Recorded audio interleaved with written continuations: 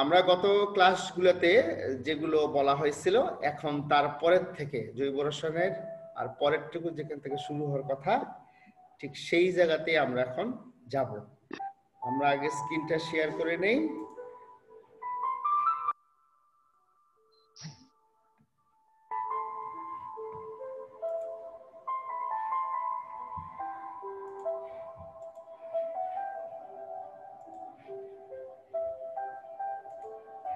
আমরা জৈব রসায়নের আমাদের লেকচার নাম্বার এটা sir two two two two sound হয়।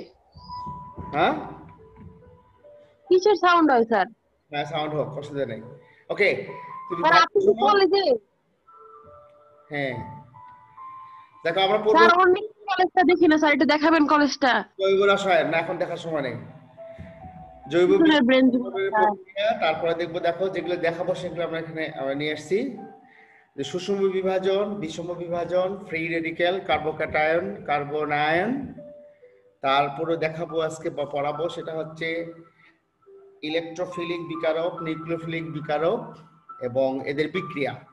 আমরা অনেক কিছু আজকে নিয়ে আসছি, বেশিরভাগ আজকে এখানে জ্ঞানমূলক এবং অনুধাবনমূলক প্রশ্নগুলো এখানে বেশি। আমরা দেখি যে এখানে রাসায়নিক বিক্রিয়া সংগঠনের সময় সমযোজী বন্ধনের দুই ধরনের বিভাজন ঘটে। দুই ধরনের, একটা হলো সুষম বিভাজন আর একটা হলো বিষম বিভাজন। সুষম বুঝছো তো, সুষম ভাবে বন্টন, তিনটা জিনিস নিয়ে আসছে, তিনজনকে ভাগ করে দেওয়া। আর বিষম হলো একজনকে না দেওয়া, একজনকে একটা আর একজনকে দুটো দেওয়া। এই সুষম ও বিষম বিভাজন আমরা দেখে নিই যে সুষম বিভাজন কাকে বলে। যে বন্ধন বিভাজনের সময় সমযোজী বন্ধনে বিদ্যমান দুটি ইলেকট্রন দুটি পরমাণুর মধ্যে সমানভাবে বন্টিত হয়, বন্টিত মানে ডিস্ট্রিবিউশন, তাকে সুষম বিভাজন বলে। সোজা কথা, দুটো ইলেকট্রন সমযোজী বন্ধনে থাকে, দুইজন যদি দুটো ইলেকট্রন ভাগ করে নেয় তাহলে সুষম বিভাজন হবে। যেমন দেখুন এখানে দেওয়া আছে ক্লোরিনের বন্ধন আছে, এখানে ক্লোরিন থেকে একটা ইলেকট্রন আর একটা ইলেকট্রন ওর কাছে চলে গেছে এবং দুজনে ভাগ হয়েছে এবং তারা মুক্ত রেডিক্যাল তৈরি হয়েছে। এখানে ডট দ্বারা ইলেকট্রনকে বোঝানো হচ্ছে এবং এখানে উৎপন্ন একটা ইলেকট্রন বিশিষ্ট ক্লোরিন পরমাণুকে মুক্ত রেডিক্যাল বা ফ্রি রেডিক্যাল বলে। যদি একটা ইলেকট্রন থাকে, আয়ন না কিন্তু তারা, এরা কিন্তু মুক্ত রেডিক্যাল। মুক্ত রেডিক্যালের সুবিধা হচ্ছে যে একটা ইলেকট্রন তার কাছে থাকবে, সে নেগেটিভ চার্জ ধারণ করবে না, একে মুক্ত রেডিক্যাল বলবো আমরা। এবার আসি আমরা বিষম বিভাজন।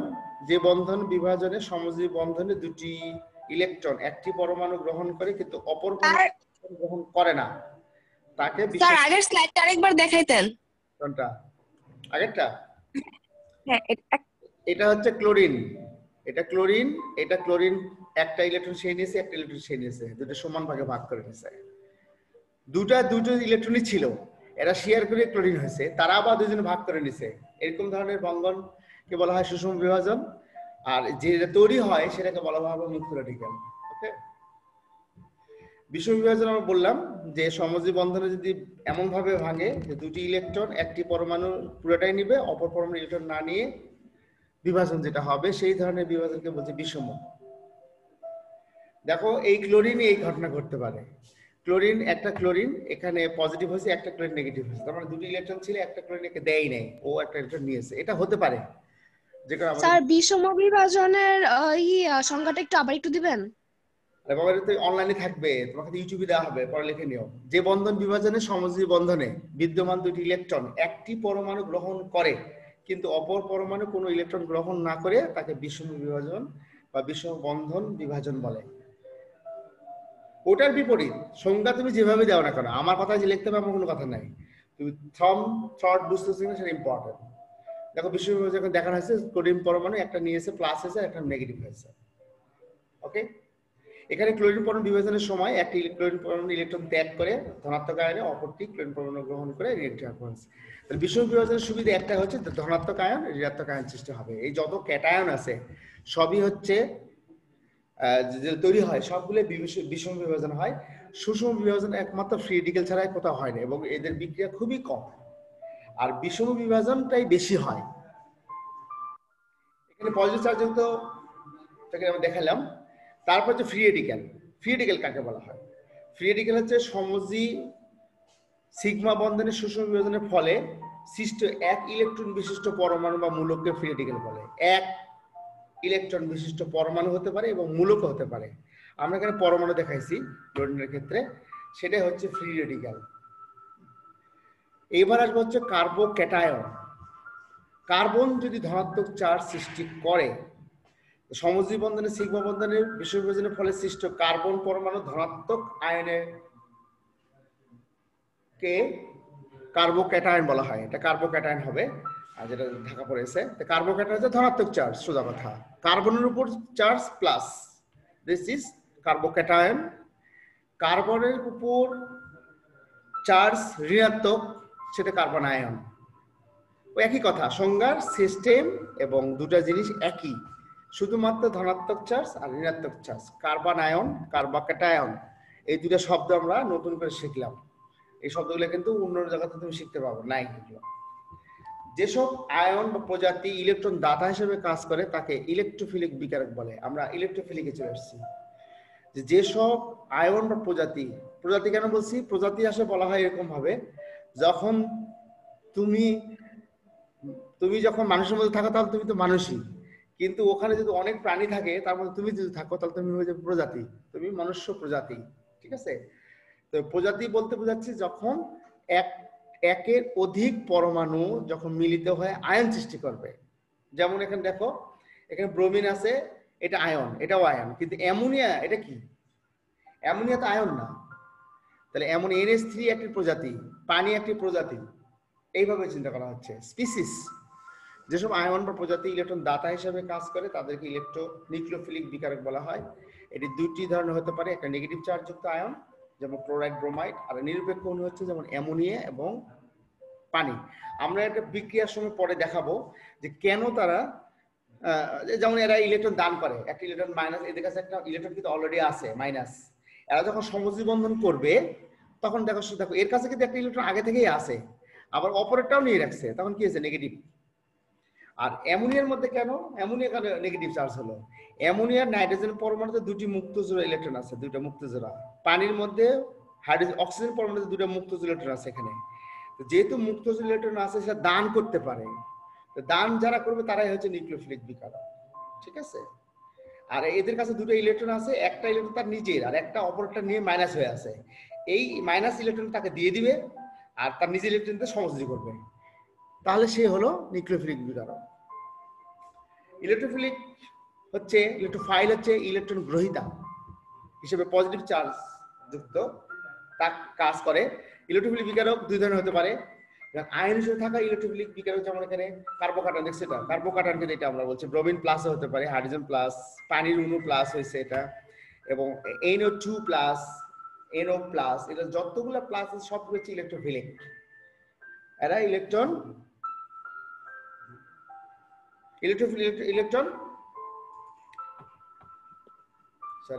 এরা ইলেকট্রন কি করে? এরা ইলেকট্রন গ্রহীতা হিসেবে কাজ করে। এদের কাছে এরা ইলেকট্রন গ্রহীতা কাজ করে। আবার আরেকটা নিরপেক্ষ অণু আছে। এদের মধ্যে দেখো, যেসব নিরপেক্ষ অণু গঠনে অসম্পূর্ণ অক্টেট, যাদের গঠনে ইলেকট্রন ঘাটতি আছে। অসম্পূর্ণ অক্টেট বলতে BF3 কত ইলেকট্রন? 3 × 6টা, AL3, AlCl3 6টা ইলেকট্রন। 6টার মধ্যে ইলেকট্রন কটা ইলেকট্রন লাগবে? 2টা। অক্টেট পূরণ করতে, অক্টেট মানে হচ্ছে 8টা ইলেকট্রন। কোনো কারণে যদি 2টা ইলেকট্রন ঘাটতি পড়ে তাহলে এটা হচ্ছে অক্টেট। এখানে দেখো আয়রন 3+, এখানেও কিন্তু 3 বন্ধন সমযোজী এবং 3 × 6টা ইলেকট্রন ঘাটতি আছে। এটা কেন হলো? এটা এইভাবে দেখানো যায়, সালফার এদিকে অক্সিজেন, এদিকে অক্সিজেন, এদিকে অক্সিজেন, একদিকে নাই, তাই এটা প্লাস হিসেবে কাজ করে। আমার কথা হচ্ছে এখানে এর মধ্যে পজিটিভ চার্জ হওয়া অথবা অসম্পূর্ণ অক্টেট যারা আছে তারাই হচ্ছে ইলেকট্রোফাইল। আমরা পরে এগুলো আরো বিস্তারিত জানাবো। আমরা যা সংজ্ঞা পড়ার এখানে নিয়ে আসছি এবং উদাহরণ দেওয়া। এখানে কিন্তু নৈবেদ্য প্রশ্ন হবে, তোমাকে এটা দেওয়া হবে যে কোনটি ইলেকট্রোফিলিক, কোনটি নিউক্লিওফিলিক। বিশেষ করে সালফার ট্রাই অক্সাইড খুব আসে পরীক্ষায়, যে ইলেকট্রোফাইল না নিউক্লিওফাইল, সবাই ভুল করে ফেলে। যে সালফার কেন পজিটিভ চার্জ যুক্ত হবে? কিন্তু পজিটিভ চার্জ নাই। ঠিক আছে? যাকে এটা আমাদের এই যে ভুল যেন না হয়। এখন আমরা ইলেকট্রোফাইল চিনলাম, নিউক্লিওফাইল চিনলাম। এখন এরা কোথায় বিক্রিয়া করবে তারা আমরা বিক্রিয়াগুলো দেখি। যে বিক্রিয়াতে ইলেকট্রোফিলিক হাইড্রোজেন আয়ন মানে প্লাস আয়ন বিকারক সরাসরি সংযোগে একটি মাত্র যৌগ উৎপন্ন হয় তাকে বলা হচ্ছে ইলেকট্রোফিলিক সংযোজন বিক্রিয়া। আমরা বিক্রিয়ার প্রকল্প দেখছি যে বিক্রিয়ার মধ্যে অর্গানিক কেমিস্ট্রি তো হাজার রকমের বিক্রিয়া দেয়, উনি কত ধরনের বিক্রিয়া দেয় আমরা এটা দেখবো পরবর্তী। এই বিক্রিয়াগুলো পরবর্তী কাজে লাগবে। যাও, যে বিক্রিয়াতে ইলেকট্রোফাইল বা ইলেকট্রোফিলিক হাইড্রোজেন প্লাস বিকারক সরাসরি সংযোগে একটি মাত্র যৌগ উৎপন্ন হবে, তার মানে এখানে যৌগ থাকবে, বাম পাশে দুটো থাকুক বা তিনটা থাকুক, কিন্তু এখানে উৎপন্ন একটা সবসময়, এবং দুটো যোগ হয়ে যাবে। দেখো এখানে ডাবল বন্ড আছে ইথিন, তার সাথে HCl, একটা হাইড্রোজেন এখানে লাগছে 3 হয়েছে আর একটা ক্লোরিন এখানে গেছে। অর্গানিকের বিক্রিয়া কঠিন হলে কিন্তু সোজা আছে নিয়ম, মানে আমাদের ভয় পাওয়ার কারণ নেই, আমি তোমাদের শেখাবো যে বিক্রিয়া কিভাবে লিখতে হয়। এখানে যদি দেখো যে সংযোজন বিক্রিয়া হচ্ছে কি, এখানে হাইড্রোজেন প্লাস ক্লোরিন মাইনাস আমরা জানি, তাহলে একটা হাইড্রোজেন এখানে চলে গেল, যাওয়ার সঙ্গে আর একটা ক্লোরিন এখানে চলে গেল, দুটো সংযোজন বিক্রিয়া করছে এবং একটা উৎপাদন উৎপন্ন হয়েছে। এই ধরনের বিক্রিয়াকে বলবো হচ্ছে ইলেকট্রোফিলিক সংযোজন বিক্রিয়া। নিউক্লিওফিলিক সংযোজন বিক্রিয়া, নিউক্লিওফিলিক সংযোজন বিক্রিয়া দেখা হচ্ছে নিউক্লিওফাইল একটা নেগেটিভ চার্জ, এ কোথায় যাবে? এই নেগেটিভ চার্জ দেখো এখানে HCl, এটা হলো প্লাস এটা মাইনাস, একই ধরনের কিন্তু এখানে বিকারকটা দেখো চেঞ্জ হয়ে গেছে, ডাবল বন্ড ছিল ওখানে ছিল অক্সিজেন, এখানে ডাবল বন্ড অক্সিজেন আসছে, ওখানে ছিল কার্বন 2। তাহলে এখানে বুঝতে হবে যে কে কে নিউক্লিওফিলিক বিক্রিয়া দেয় আর কে কে ইলেকট্রোফিলিক বিক্রিয়া দেয়, এটা একটু ইম্পর্টেন্ট। যাই হোক, আমরা এটা পরে আসবে, আমরা প্রথম একটু দেখে নিই যে বিক্রিয়াটা হচ্ছে কিভাবে এবং নাম কি বিক্রিয়ার। নিউক্লিওফিলিক সংযোজন বিক্রিয়া, একটা নিউক্লিওফাইল দেখো কার্বনের সঙ্গে যুক্ত হয়েছে আর হাইড্রোজেনটা যে ওই অক্সিজেনের সঙ্গে যুক্ত হয়েছে, হয়ে যৌগটা উৎপন্ন হয়েছে।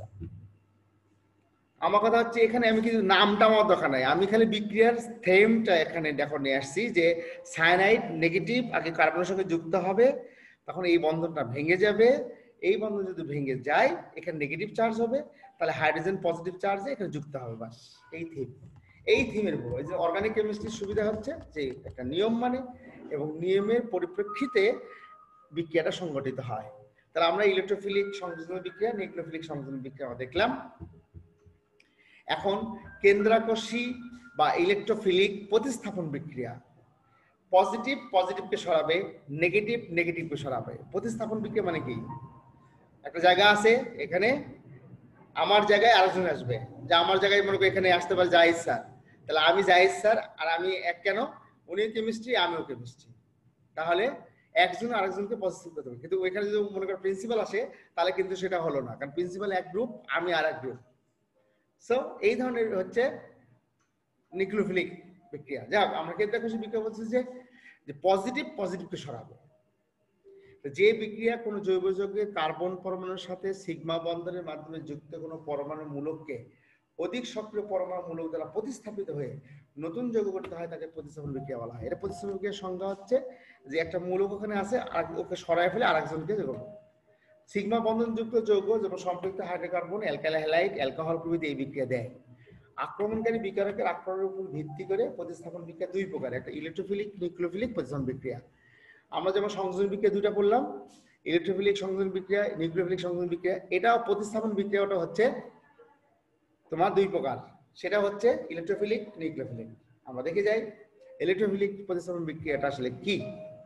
যে প্রতিস্থাপন বিক্রিয়ায় কার্বন পরমাণুর সাথে যুক্ত কোনো ইলেকট্রোফাইল অপর কোনো ইলেকট্রোফাইলকে প্রতিস্থাপিত করে, বুঝতে পারছো, একটা আরেকটাকে করবে, একই জাত ভাইকে, ও পজিটিভ হলে ওর পজিটিভটাকেই সরায় ফেলবে। এই ধরনের বিক্রিয়াটাকে বলা হয়, এইসব যৌগ বেশিরভাগ অ্যারোমেটিক যৌগগুলো দেয়, যেমন আছে নাইট্রেশন বিক্রিয়া, Friedel Crafts, alkylation, acylation, sulfonation, halogenation বিক্রিয়া, এইগুলো নাম আছে বিক্রিয়ার, এই নামে আছে, আমরা দেখাবো। এই বিক্রিয়াগুলো ইলেকট্রোফিলিক প্রতিস্থাপন বিক্রিয়া। যে বিক্রিয়াগুলো এরকম আছে, একটা বিক্রিয়া যদি আমি ভালো করে বুঝি তাহলে এই বাকি বিক্রিয়াগুলো আমাকে পড়তে হবে না। এটাই অর্গানিক কেমিস্ট্রির সবচেয়ে সুবিধা। এক ভাত টিপে যেন সব ভাতের খবর পাওয়া যায়, যে ভাত হয়েছে কিনা, সিদ্ধ হয়েছে কিনা, তেমনি এটাও সম্ভব। আমরা বিক্রিয়া দেখে থাকি, এটা হচ্ছে নাইট্রেশন বিক্রিয়া, এটা বেনজিন বলয়, এখানে নাইট্রো মূলক ঢুকছে, এখানে একটা হাইড্রোজেন ছিল, এই হাইড্রোজেন এখানে ছিল, এই হাইড্রোজেনটাকে সরায় ফেলে এখানে NO2 প্লাস কিন্তু ইলেকট্রোফিলিক, আমরা আগে দেখাইছি, পানি উৎপন্ন হয়েছে। এই ধরনের বিক্রিয়া হচ্ছে ইলেকট্রোফিলিক সাবস্টিটিউশন বিক্রিয়া, প্রতিস্থাপন বিক্রিয়া। মিথাইল মূলক এখানে দেখো, মিথাইল মূলক ঢুকছে, এখানে হাইড্রোজেন ছিল, এই হাইড্রোজেনটা বের হয়ে এখানে ক্লোরিনের সাথে যুক্ত HCl হয়ে যাবে এখানে, আর এখানে মিথাইল মূলক ঢুকে গেছে। এই দুটি ধরনের বিক্রিয়া হচ্ছে ইলেকট্রোফিলিক সাবস্টিটিউশন রিঅ্যাকশন। নিউক্লিয় প্রতিস্থাপন বিক্রিয়া, যেসব প্রতিস্থাপন বিক্রিয়া কার্বন পরমাণুর সাথে যুক্ত নিউক্লিওফাইল অপর একটি নিউক্লিওফাইলকে প্রতিস্থাপিত হয়ে নিউক্লিওফিলিক প্রতিস্থাপন বিক্রিয়া তৈরি করে। এটা বুঝতেই পারতেছো, ওটা পজিটিভ ছিল আর এটা নেগেটিভ। দেখো এই দুটো বিক্রিয়া দেওয়া আছে, এই দুটো বিক্রিয়া দেওয়ার কারণ হচ্ছে দুটো বিক্রিয়ার দুটো নাম আছে, এবং সবচেয়ে ইম্পর্টেন্ট যে এখানে ক্লোরিন একটা নেগেটিভ চার্জ, OH মাইনাস একটা নেগেটিভ চার্জ, এটাকে সরায়ে ফেলে দেখো এখানে অ্যালকোহল হয়েছে। আবার এখানেও তাই একইভাবে লিখছি, CH3 এখানে নেগেটিভ, এখানে OH হলো নেগেটিভ, এই নেগেটিভ সরায় ফেলে এখানে ওর স্থান দখল করেছে। এই ধরনের বিক্রিয়াকে বলছি আমরা নিউক্লিওফিলিক সাবস্টিটিউশন রিঅ্যাকশন। ঠিক আছে, তো এই হচ্ছে আমাদের আজকের এই বিষয়টুকু ছিল। আমাদের কথা হচ্ছে আমরা এগুলো আরো ডিটেইলস যাব। আমরা তোমাদের সবচেয়ে বড় কথা কন্টিনিউশন যদি তোমরা ক্লাসে করো তাহলে সবাই মোটামুটি বুঝতে পারবে যে আমি কি পড়াচ্ছি। আর এটা তো সবসময় বড় কথা হচ্ছে ইউটিউবে পাওয়া যাবে, আমি এখনই এটা ইউটিউবে ডাউনলোড করে দেবো, যখন তোমার মন চাবে তখন বসে থেকে শুয়ে থেকে এবং ভাত খাইতে যখন ইচ্ছা তখন তুমি দেখতে পাবা। ঠিক আছে, তো ধন্যবাদ সবাইকে। আজকে তোমাদের কোনো প্রশ্ন থাকলে তোমরা করতে পারো। স্যার বুঝছি স্যার। নাফিসা, নাফিসা নাবিলা, কত হলো তোমার? নাফিসা নাবিলা 4949। 49। আমি তোমাদের একটু দাঁড়াও, আমি একটু তোমাদের স্ক্রিনশটটা নিয়ে আর কি, কারণ এটা তো আমাদের রিপোর্ট দিতে হয়, বুঝো না? কে থাকলা না থাকলা সেটা হয়ে গেছে। স্ক্রিনশট দাও। তোমাদের কোনো প্রশ্ন থাকলে আমি তোমাদেরকে চেষ্টা করতে পারবো, এককভাবে বা দুইজন তিনজন মিলেও যদি বলো স্যার আমি এই জিনিসটা বুঝলাম না, সেটা কি বলেন আমাদেরকে আবার এটা রিপিট করেন। আমি বাসায় বসে থাকি, যে কোনো মতো তুমি বললে আমি তোমার অনলাইনে তোমার সাথে ঢুকে দিতে পারি। তো যাই হোক, এটা তোমাদের ব্যাপার, কারণ তোমাদের লাইফ তোমরা বুঝবা, আমরা তো আমাদের মতো, তাই না? আমরা চেষ্টা করব যে কোনো মানে তোমাদের ব্যাপারে আমরা একমত, কিন্তু তোমরা যদি নিজেরা যদি ভালো না হও বা নিজেরা যদি নিজেরা না বোঝো তাহলে তো আমাদের কিছু বলার নাই। আমি এটাই বলবো, তাই না? আমরা এখন সিনিয়র মানুষ হয়ে গেছি, আমাদের কথা হচ্ছে তোমরা যদি আমাদের না নড়াও, আমরা তো বুড়ো এখন, তাই না? তো বুড়ো মানুষকে না তাহলে কি হয়, ধাক্কা মারতে হয়। তো ধাক্কা মারতে যদি তোমরা না মারো তাহলে আমরা তো কোথায় যাবো বলো? ওকে, ধন্যবাদ সবাইকে। স্যার ঠিক আছে।